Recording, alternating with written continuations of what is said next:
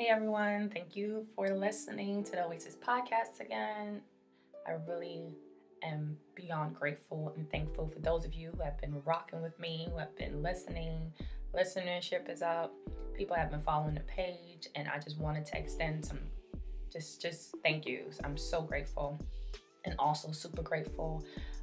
By the time this episode is released, I would have hosted the third Sip and Chat Black Love Kickback with Reforum Consulting, and that turnout was amazing. And us as Black folk, we are some beautiful ass people. Y'all showed up, y'all showed out, y'all dropped gems, y'all showed love, y'all brought all that magic to that space, and I'm beyond grateful and thankful for everyone who participated in turning a virtual space of practical strangers into just real ass friendships now.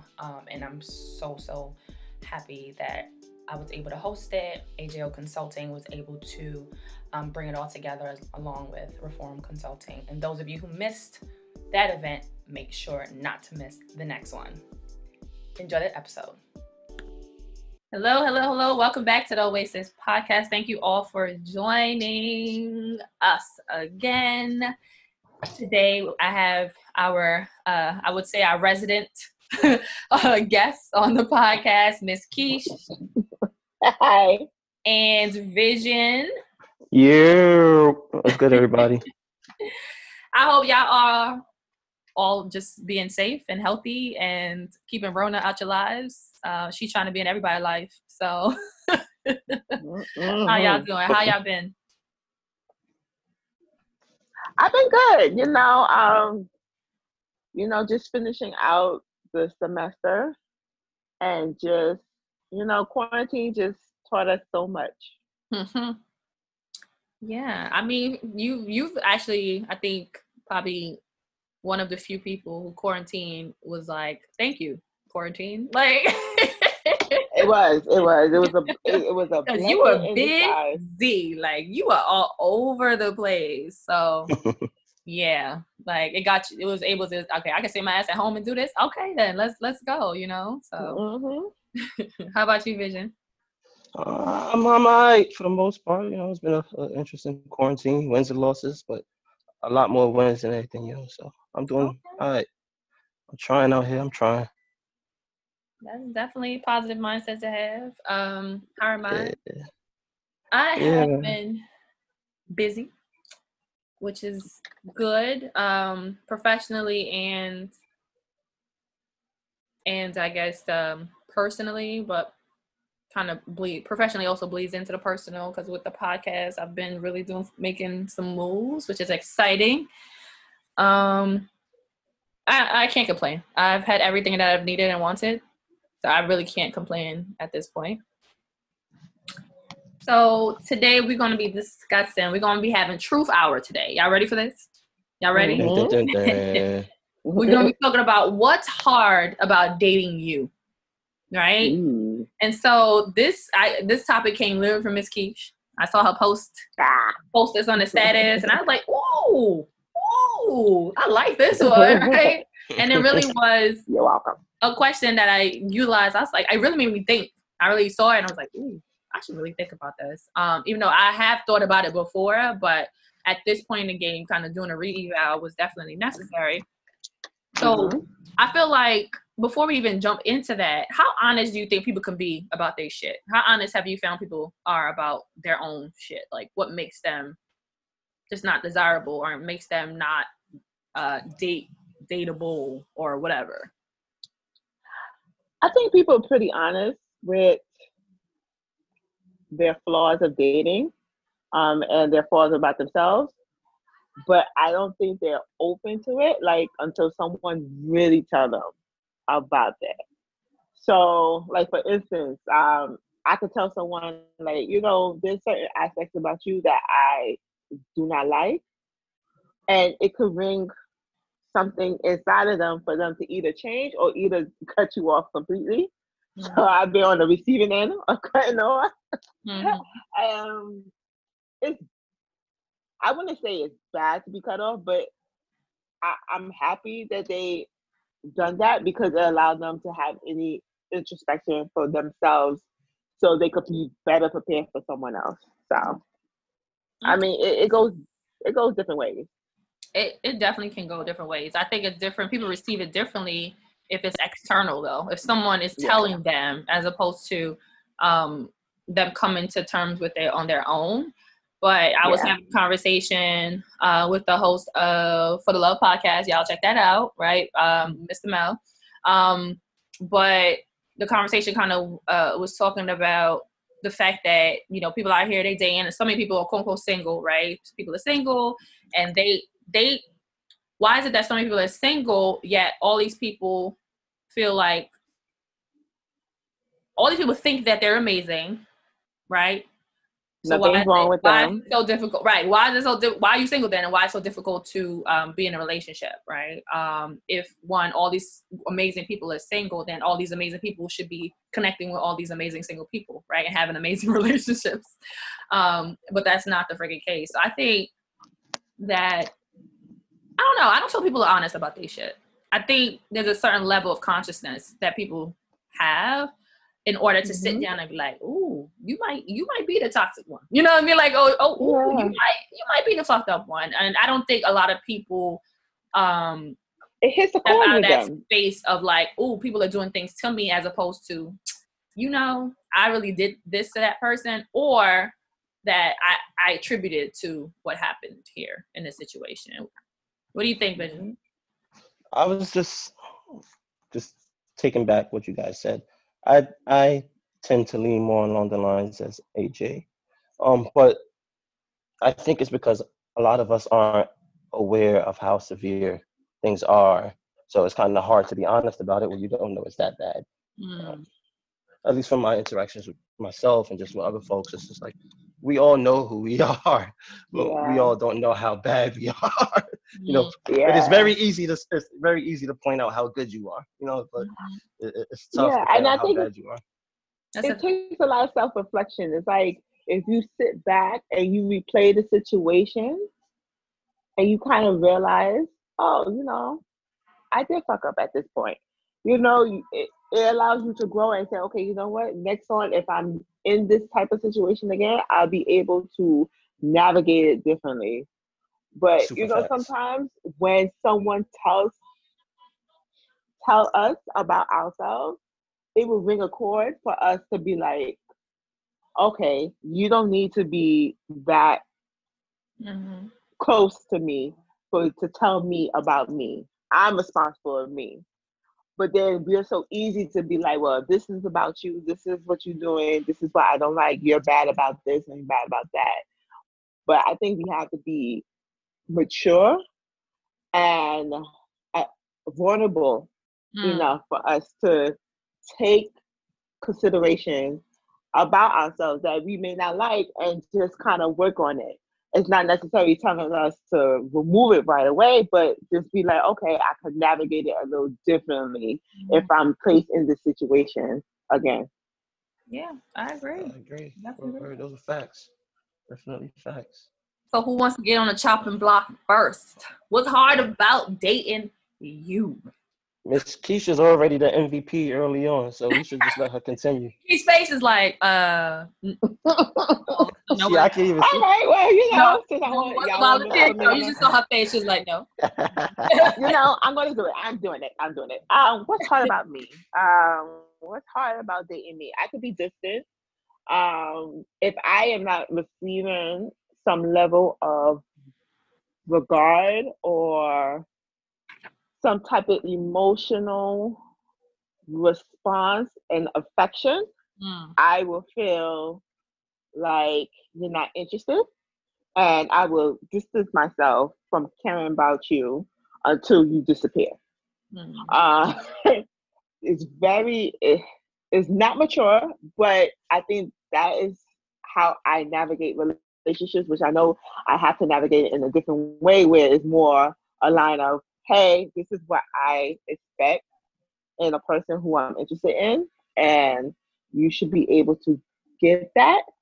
If not, then maybe we should navigate it on being friends than potential. So let's do it like this. Let's list off the bad shit. Let's just list off Just like we're gonna list Okay. it off, and then we'll break it down a little bit later, the whys. But right now we're gonna call ourselves out. Just call yourself out. Yeah. I could be distant. I could be I wouldn't say not caring, not unemotional. I could be stubborn. I could be defensive. I can be combative at times. I could be mainly distant. Distant. That would be the main complaint, you think? That would be the main complaint. Distant, unattached. If I don't feel attached to you, whatever. I could be mean. I can be mean. Yeah, I could be. I could be very mean. Yeah, I could be mean. I think I could be sarcastic. I could be overbearing. I could be a little naggy if needed to be. And that's it's needed, not necessarily the other person. If I really like you, then I could be clingy and expect to hear from you. I wouldn't say it's a little dicey. Reciprocal. So if you express something about me, I wouldn't express back to you, only because I'm holding myself. And I don't like to be vulnerable, so you would never know. That's a big one. A lot of people don't know how to be vulnerable. It's hard. Yeah. It's scary. Yeah. Yeah. What? That's a deep list. I gotta read off mine. My top three is that one, I'm distant, but it's a different kind of distance. Like I'll tell you everything except all the stuff that I need to be telling you. Like, that's one of my things. I'm horrible at that. The other one is I'm definitely a narcissist. You know, everything got to be about me. It ain't nothing about me, but it's still about me. So that's one. That's the second one, and the last one is I'm such an anxious person, bro. My anxiety is like the downfall of everything in my life. So those are the top three. Along with like I think everybody has a bit of selfishness. I think another one is I play dumb. I do it a lot, and sometimes I gotta catch myself. Like, you already know this. Like, why are you acting like you don't know? And I know it gets annoying because everybody has to repeat themselves to me, even if I know it. It's just like, huh? Say it again. Repeat it. Oh no, I don't remember that. Like, I remember it when I want to remember it though. So yeah, I think those are the top 5 in regards to what makes it hard to date me. Oh, okay. Your list was shorter. I mean, I narrowed it down because I could have, you know, can y'all hear me? Yeah, I've been hearing so much about myself lately. I have to, like, I had such a long list that I had to, like, pick, like, the top 5 and really think, like, was it true or not? I'm like, well, damn, everybody. The fuck? No. I've been there. I get it. I get it. I definitely been there for real. That was it for you? You good? You want to add anything else? No? Vision? Nah, you got it. Okay. Oh, child. Y'all ready? Y'all ready for mine? Okay. Yeah. I can be headstrong. And that y'all can take that how y'all want it. My assertions can come off and seem aggressive. So I can come off aggressive when I'm asserting myself. Can come off like I don't care, similar to you, Keesh. Like, I'll be real nonchalant about shit sometimes, and like I'm just— that's the word I was looking for. Yeah. Not emotional at all, it might seem. I'm super independent, and I think that it's hard about loving me. Like, yeah, we're not to that point of explaining it yet, but I think I'm super independent. I I stay in my head a lot because I'm very introspective, but I don't think it comes off how it should at times. I'm maybe a little bit too blunt, just a little bit. Why are you making that face? She's just like, oh, a little? You think so? Okay. I won't change myself for the sake of anyone else's comfortability. And that, yeah, we'll talk about that later. But my thinking can sometimes be very black or white and not enough gray. I care until I don't. And that can be a very, like a, kind of like a guillotine, what is it called? A guillotine kind of coming down. It comes very swift. Like I care. And then like for certain people in certain situations. So that can be really abrupt. I can be serious as fuck. Like I can be real serious about things in life. And I think for some people, it's hard to absorb that when they're just not in that space. I can come off maternal, which I don't like at all, but it is what it is. It's my spirit. And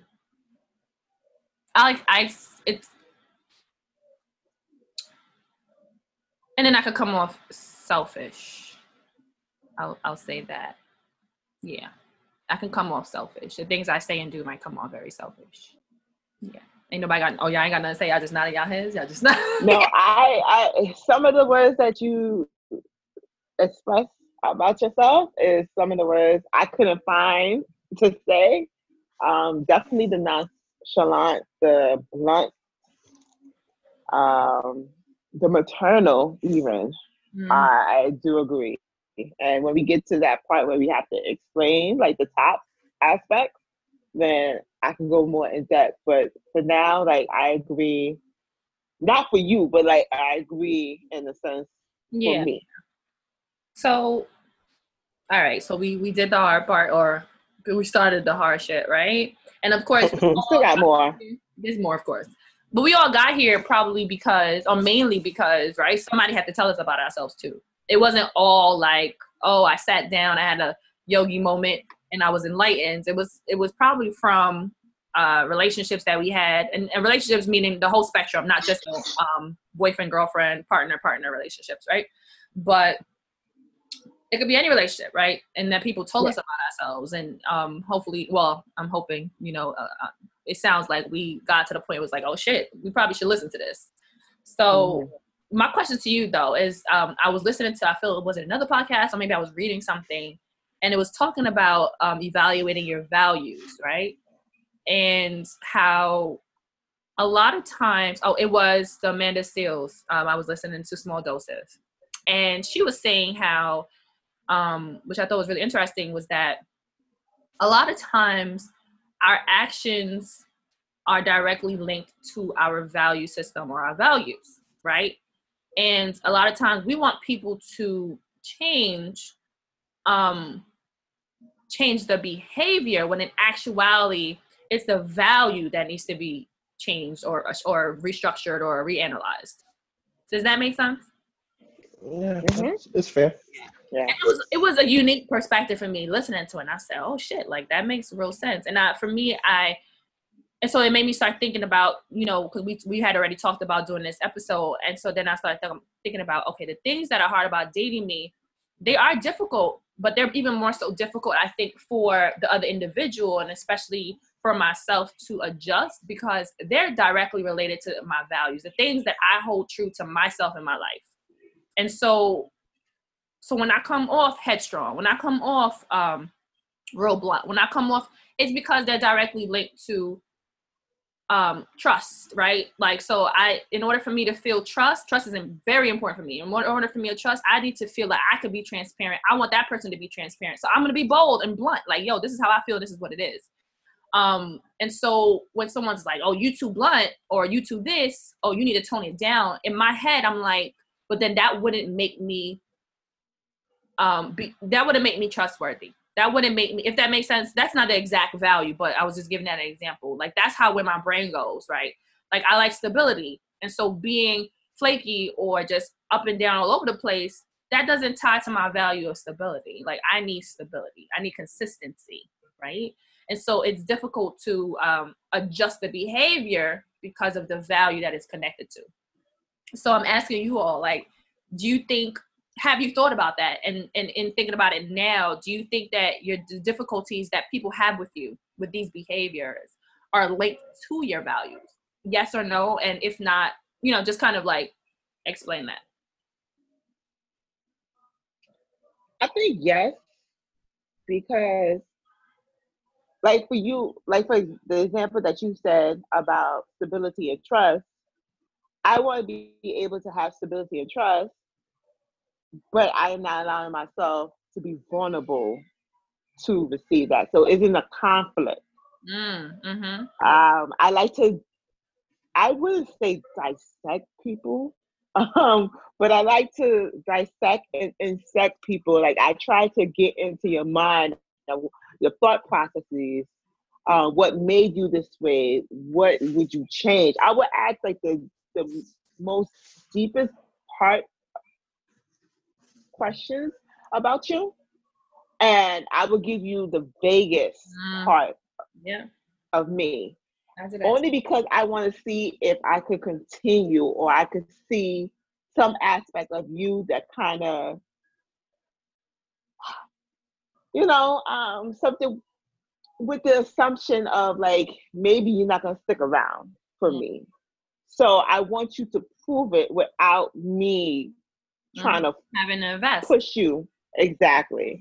So I can understand that. I mean, it's my value system is always the contradictory side. I could say I want stability, but then I can meet a person who gives me inconsistency, and I still try to find reasons to keep them around. And I think I have to work, and I had this conversation earlier this morning. I had to work on that part, because how can I want this stable, this loving and trusting love if I'm willing to tolerate the bullshit that people give me of the inconsistency, the lack of trust, and a not reciprocal love.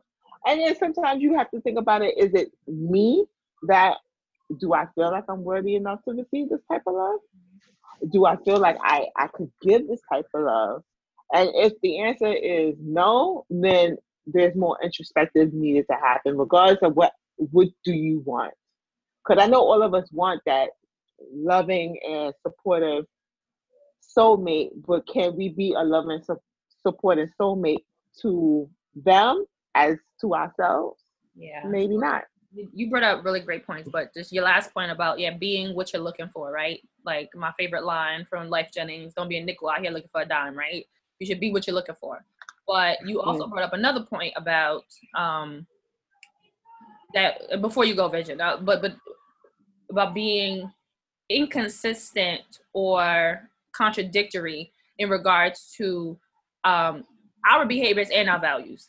And this is why we're manifesting what we're manifesting in our lives, period. Right? So you want stability, but you keep going after people who are all over the motherfucking place, right? Or if you yourself do value stability, but you yourself are doing things to make your life unstable, right?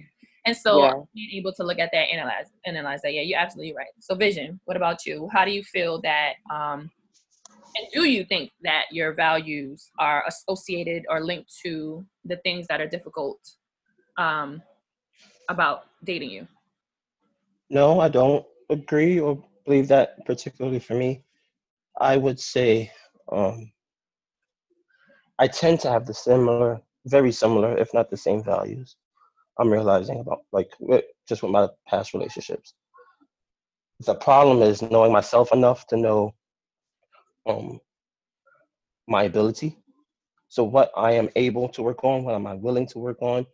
Am I capable of working on it at this moment? I think I do an amazing job at pretending that I'm ready. And I find people that have the same values as me. And then I realize they don't work out, not because we couldn't be on the same page, but more so that I wouldn't be on the same page with them. So it's not necessarily my values. I think it's more so the behaviors. No, because I don't. It's not a behavior. I think sometimes with people, we just aren't ready, and sometimes you have to be ready in order for things to manifest correctly. Yeah. And I realize, like I have the same morals. Like we'll be on the same page in the beginning of what we want, and then I'm like, yo, like then it's like, oh, was you ready for that? Was you ready for this? Were you prepared for this? Are you willing to do this? And just understanding my own limitations. I think more so that's what it is for me than our values. Okay, I get it. So, kind of still tying, I guess, into values, but what's hard about you and readiness too, right?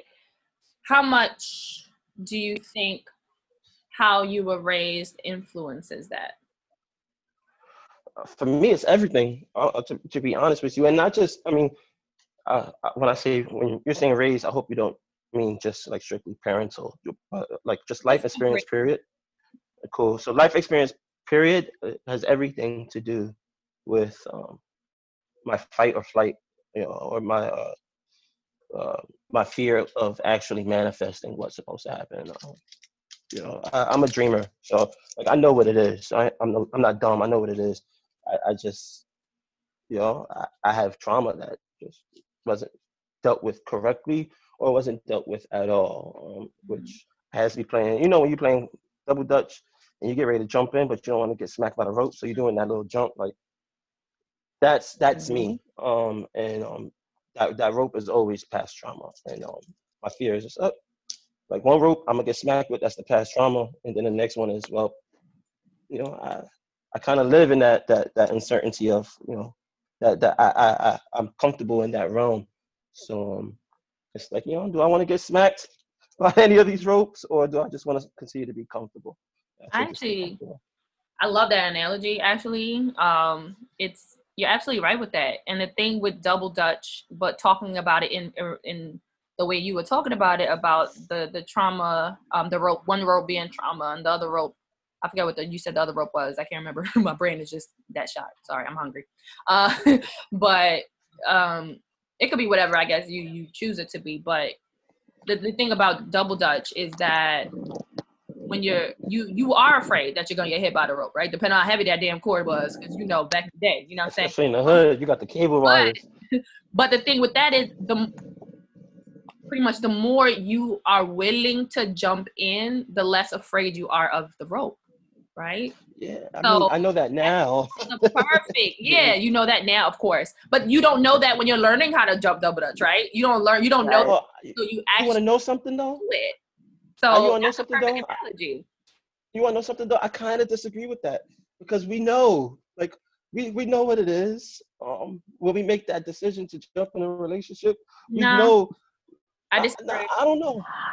I think, like for me personally, I think people know. Not everyone thinks. No, go ahead. I think I'm gonna use your analogy. So for me personally, I think one rope represents the readiness, and the other rope represent the trauma. Exactly. So as we getting ready to jump into the rope, we are so willing to be ready to jump over that readiness rope, but sometimes we trip ourselves up because we come to the overthinking part. But then when it comes to the trauma, sometimes we're willing to skip over the trauma because we are ready. Like some people, I don't know, some people are aware of the trauma, or they're aware of fixing that trauma. No. So I think like with the jumping rope, it's like sometimes we just kind of go with the flow and see if we could jump over each rope to make sure that we are ready to like address it while we're in a relationship, while we are ready to address it while we're not in a relationship. So why I disagree with that vision in regards to people know when getting into relationships is the main reason why I disagree is the fact that people get people get into relationships without consciously thinking about getting into relationships, if that makes sense. Like, Fair enough. we'll sit here and, oh, you cool. Next thing you know, 5 years later, no one made a conscious decision, oh, you my boyfriend, you my girl, or you my whatever, you my partner. But then they got into a relationship. And so therefore, there was no conscious thought process of, hey, am I ready for this type of commitment? What are things I need to think? Like, that's true. And That's I hear that so across true. the board. I hear that so very often, and to me, it always boggles my mind. But at the same time, I also understand it because when I was super young, those things kind of happened, right? But as we get older, and you're hearing people still say that, that's when it's kind of like, whoa, what? But I heard a lot of people say that, like, oh yeah, I was just talking to old girl, and then we were together, you know. And then it's like, that's what happened with my last situation. It was just like, oh, she was there and we just talked, and it's just like, but I was your friend. And I think that's what people are missing, is the friend aspect. And I always tell people, I'd rather be a friend, and maybe that's where the dissecting and the intersecting is that I'd rather see you as a friend and try to figure out your morals, your expectations, your aspirations about yourself before I'm ready to pursue something more differently. That if we do flirt and it's reciprocal, yes, we could talk about what's our ideal of a relationship, but I gotta have you still as a form of a friend where we kind of navigate and hang out a little bit before we go straight into that friendship. And I think the aspect of courting is so missing these days. It's like everybody is so willing to jump the rope and be in a relationship and not addressing their trauma, addressing the bad about themselves, instead of waiting to be like, all right, you know what, I'm willing to skip this turn. Let me just continue on the path I am of self-reflection and awareness before I'm ready to say, oh, it's my turn to jump in this rope. Mm-hmm. It's true. I think a lot of people jump into things and see what we're doing now, right? This is all in retrospect. Oh, this is what's hard about dating me. But it took us time to get here. And I don't think a lot of people think about it first before they get into relationships, right? And how often, I mean, I think it might be done, but probably really superficially, but like, oh, what would your ex say about you if I asked them? You know, like if you're dating somebody, they might ask you that, or, oh, why are you single? They might ask that question, but it comes off a lot more judgy as opposed to like, oh, I really want to know, like, what are some things that might be difficult about you? But I think... Oh, I say the truth. No, I do too, but people don't listen. But the fact is just like how different the outcome would be if we really wholeheartedly, one, took the time after we have a breakup to be like, damn, where did this shit fuck up? And not blame the other person, but go, where did it fuck up? Meaning, where did we both took part in, and then where did I take part in, right? And then moving forward, being real honest when we're trying to get into something else. But we're making a conscious decision to go into another relationship going, hey, this is what's hard about dating me. This is where the difficulty lies. And so this is what it is. You cool with it? Are you willing to work with it? And not to say, oh, I'm going to take all your faults and I'm just going to be 100% happy with it. But if it's something you're able to deal with, right? So I think the outcomes would be very different if we actually took the time to do that. So you wanted to say something, Vision? Oh, no. I was just shaking my head agreeing. I guess here's another question. Again, listen to another podcast because that's all I do now because I just got so much time. I was listening to another podcast. I can't remember the name of it for the life of me right now. But they were talking about how watching their parents in relationships or parents' relationships influence them, and how they date and what they're looking for, right? But I'm going to broaden the question to be more so of like incorporating that, but also relationships in general, maybe siblings, other family members, people that you look up to, admire, whatever. How do you think looking at the relationships around you, so it's a two-part question, influenced, of course, you're in relationships, but influence your stance or influence the things about you that's also hard about dating you? So in general, for me, it's the influence is period. And because of that influence is there, it affects all of my relationships. So more so on the anxiety part and dealing with anxiety, personal anxiety while navigating in a relationship or just the relationship anxiety. Not so much for the narcissism part and not so much for me being distant. I think those are just things I've behavior I learned from being in other relationships. Mm-hmm. But more so on the anxiety part, how I deal with confrontation, how I internalize information, what's a threat, what's not a threat, what makes this perceived as a threat. Just along those lines, then yeah, definitely my relationships with watching my parents definitely guided that in that realm. Yeah, absolutely. I definitely, and that was again after I gave some thought to it after we decided to do this. This is when I listened to these podcasts, and I was like, "Ooh, all these things I feel were connected." It's we are influenced, of course, by our environment, people around us, for sure, right? And thinking about, they influence us positively and negatively. But some of the things we hold as value, though, maybe in that person, we hold value maybe in in the dynamics that we have. When it shows its face in relationships, that causes the demise of the relationships. You know what I'm saying? And so then we're kind of like, yo, what the heck? Like, what the fuck is going on, right? And I definitely agree. It's like looking at or thinking about, let's say my mom, for example, where growing up, she always stressed, yo, you got to be strong. You can't rely on nobody, right? You always got to make sure you got your own. That's a value that helped her get through life, that I saw, and I saw her strength, right? But when you try to apply that in relationships, it don't work out really good. It don't work out good, right? Like, because then it causes it ends up causing trust issues. It's like, oh, I can't rely on you because you ain't gonna be here, right? I need to make sure I do this on my own. And then of course, when you're in relationships, both people want to feel wanted and needed. And so you're in that mindset of, oh, I can't rely on you. That person's not gonna feel wanted or needed, right? Just even on the flip side, though, right? It both ways, though, because I mean, my mom didn't have the greatest relationship with my brothers. So growing up, my mom tried to force me and my brothers to have a relationship. So I had that concept of everything is communal. News is communal. Like everything is communal. Even my friends, we all come from that environment where our parents stressed us that we were all we got.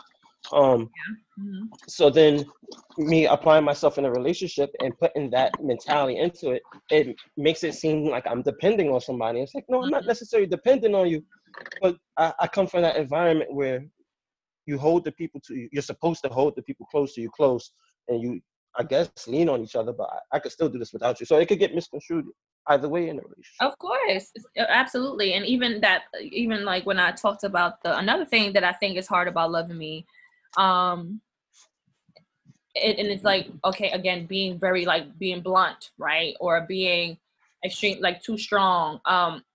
Again, those are things that I saw. Those are things that I saw my mom do. She got through life, or my family being really blunt, right, with each other. But these are not things that are received well outside of our family circle, right? Or outside of the people that really know you, are really close to you. And so that can really translate really bad. And I have an example. So, which is, to me, I thought it was funny and really like, bruh, what?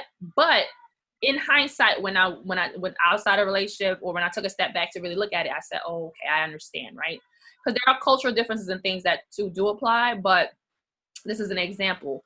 In my family, I'm Haitian, y'all, so y'all know how that goes. We talk loud, we talk like we yelling at each other, we fighting, but we're not, we're good, right? And we can be, in my family particularly, we're very blunt with each other. And then there's certain things that's cultural, right? So we might talk to each other, and while we talking to each other, we sucking our teeth, right?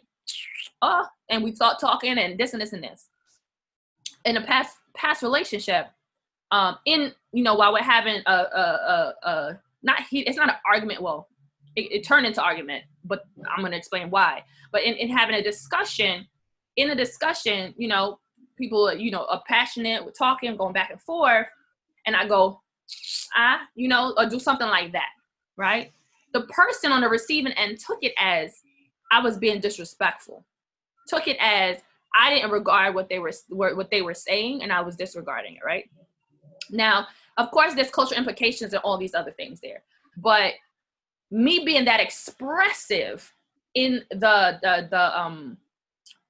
conversation is something that I learned, right? That's something that I also value because I'm able to like use my body to express what I need to say, right? I don't like being censored. I don't like being put in a box where I have to be, whatever.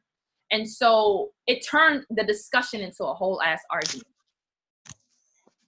That right there, in the moment, I was like, yo, this is dumb. Like, why are you letting this shit get... So, of course, in the moment, I'm hot. I'm like, whatever, boom, boom. And it took me a while to receive the message.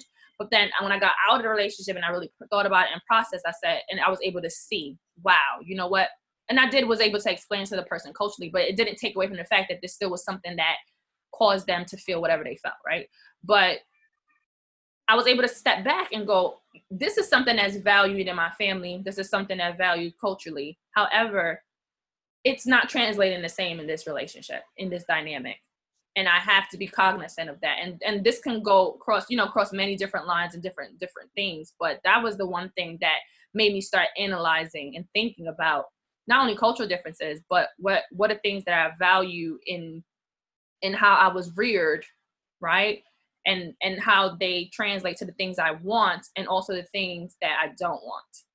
And so that, that's why I thought about that example. But yeah, there's a lot of things that I think we were raised to think is cool or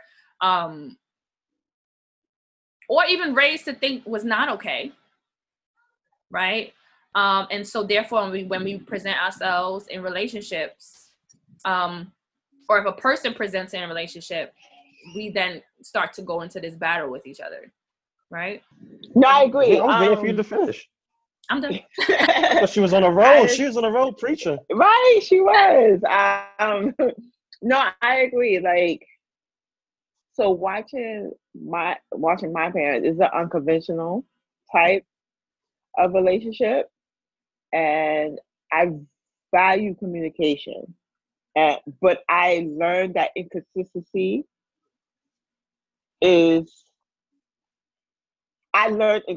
basically. Mm-hmm. So like, for example, if something happened between my mom and dad, I wouldn't hear from my dad for like weeks or months or whatever. Mm. I thought that was normal.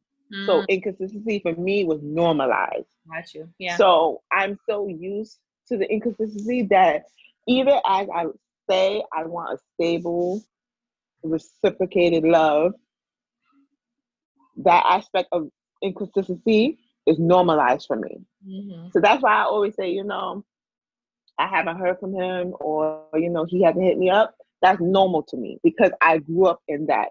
Mm-hmm. Is it right? No. And that's one thing I have taken away that I want in a relationship, that I truly value consistency and communication and openness. So I think those experiences growing up, because seeing that is like, it's wrong.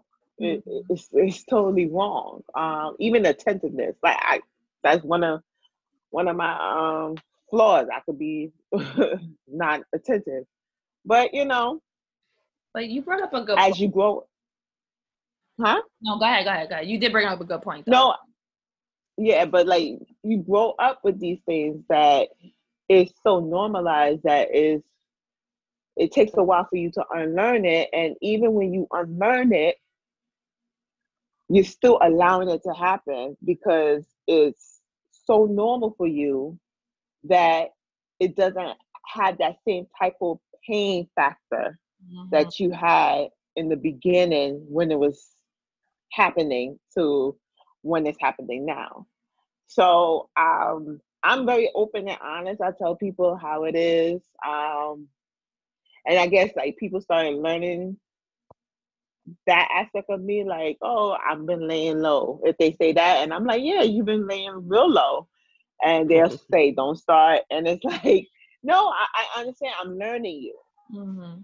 And I think that's for me to be able to take away is the learning factor of some people, because sometimes it's not even like they're not interested in you or they're they're not inconsistent. It's just that there's something that's going on with them that they can't really speak on, or they really want that solitude time. So I have to treat people as I want people to treat me if I'm going through certain things. Like I'd rather be by myself thinking than people to contact me. I have to treat people that way, but then I have to understand that's not normal, because we at this age where we have to have communication. We have to be honest and open, because we're touching the precipice of 40. We can't do what we used to do when we were 16. It's true. So what I'm hearing you say is, though, is like two main things. It's like taking that time. So the first thing I heard is like, a lot of times the things that we're doing, right? A lot of stuff that we're doing that can be considered hard about us are completely we're doing purposely because it's opposite of what we want to do. I mean, what we want, meaning this is what I saw, so I don't want to be that. I'm being this thing, right? And so now our behaviors, right, can be manifesting because we definitely don't want to be this thing. And people can see that as, oh, you really too steadfast in this shit. Like your feet are really grounded on these things, and I can't fuck with it, right? Because you're not being flexible. But what they don't understand is this is rooted because I saw this thing and I don't want to be that thing. I want to be something different. And then the other thing I heard you say is that it's difficult in unlearning, right, the stuff that we have normalized. So a lot of us carry a lot of shit with us that we have normalized, and then we don't realize it's a thing. We don't realize that it's not okay, quote, I'm putting quotations, until several people that you are trying to get to know intimately is like, whoa, what the fuck? You know what I'm saying? Like, what is that? You know what I'm saying? And so then we don't realize it's a thing about us until, several people, I mean, it's exposed. One person that you really admire, really care for. Yeah. It's like exposure therapy. It's like we exposed to the same thing that we've been running away from for years, until it actually comes to our face, and we be like, no, this is not it. This is not it. So sometimes we have to be like, okay, I've been rooted in this picture. It's time for me to get up and start walking towards something that I want to happen in my love life, that I want to happen in my life in general. Vision. Can I? I want to ask. Yeah. Keesh brought up normalizing, and just to add on to that, there's some deep trauma within the Black community about normalizing, and when I say that, I mean normalizing gender roles and our expectations from our partners in relationships. And I would keep it a G, like, Black men, we got a lot of trauma and shit. And the concept that, like, I guess, there's that concept of a Black woman who's like, yo, I'll fix him up. I'll get him to do the right thing. You break up with somebody and he was an asshole to you, but then the next person he's an angel for. And it's that concept that, you stick it through until it works out. I think Black men, we're used to that. We're used to that expectation that, Black women will deal with it until we figure it out, and then move forward, and then we'll have a happily ever after. There's a big danger in normalizing in general. It's a whole nother podcast right there. Okay. Yeah. Well, I'm not on that one. You could keep that sister to sister. Okay.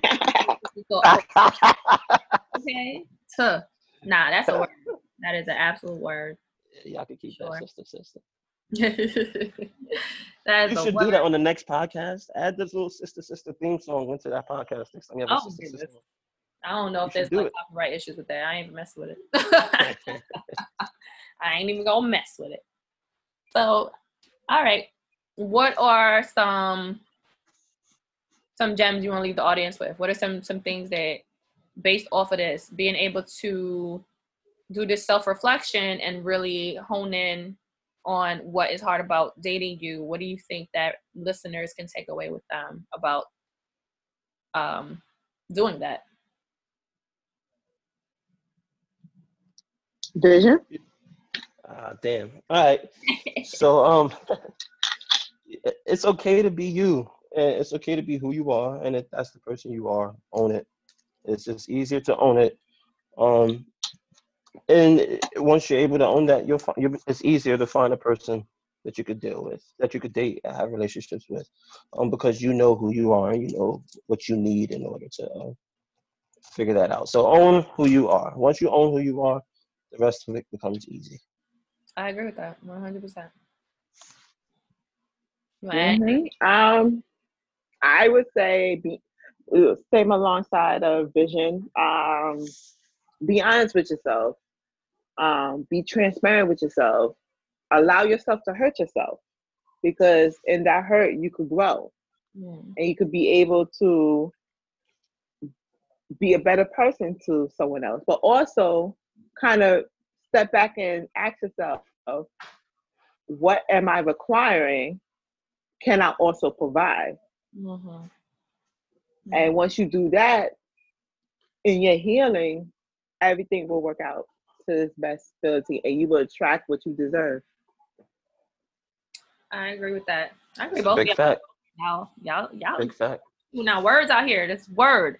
I think the one thing, since we've been talking, I've been wanting to say, but I'm hearing you guys kind of said it, but I guess I'll verbalize it for the listeners, is doing this activity is essential because we're putting these things to the forefront of our minds, right? The things that are hard about you. And it's okay. Ain't nobody perfect. So it's okay to point out your flaws. But I think what's even more important in pointing out the flaws is finding out the roots of them, right? Where did they come from? And I think being able to point out the roots, figuring out the roots, would also now bring you into another journey of identifying, is it something that you want to change about yourself, right? And then figuring out why is this thing here in the first place, right? And that also would then lead into what I think Vision says, and you can get to the point of, okay, you know what? I looked at where it came from. I think that this thing is beneficial for me, or it's not beneficial for me. But if it is beneficial for me, this is who I am. And being able to know who you are makes it that much easier to, one, get out of situations that are not for you, but hopefully get you in a situation that is. Word. All right. That's a fact. Wait, we done? Agreed. That's it. You We forgot got to pay an hour, fam. You forgot to pay your Zoom bill or something? You only got the 40-minute max? We've been here an hour. That's it. It's a wrap. We don't need to beat it over the head. For today's Connection Corner, I leave you with a post from Black Male Mental Health from Instagram that reads, "When we avoid difficult conversations, we trade short-term discomfort for long-term dysfunction." Thank you for joining us. Thank you for tuning into this week's episode of the Oasis podcast. I hope you were able to find something that resonated with you on your journey. Don't forget to subscribe, share this episode, and like us on Instagram at the Oasis podcast. If you have any questions or comments, direct message us on Instagram or email us at ajaysoasis@gmail.com. Again, that's AAYJAYSOASIS@gmail.com.